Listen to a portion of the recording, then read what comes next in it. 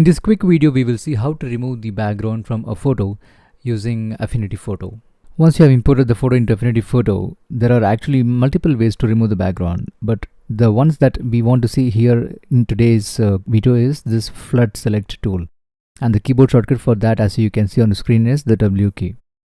There is also the Selection Brush tool, which can give you some neater results depending on the image, but as you can see, this one is not so friendly here.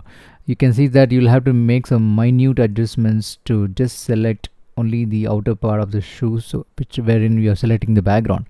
So the best thing to do here is to use the Flood Select tool.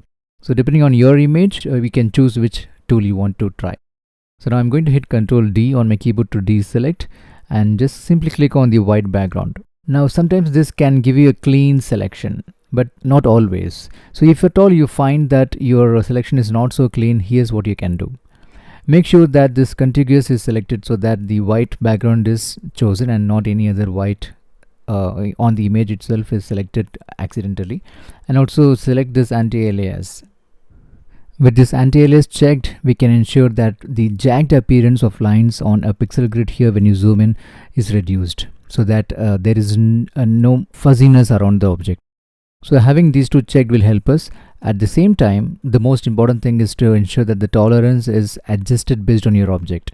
If you see that if you keep this to 24% and then do the selection again,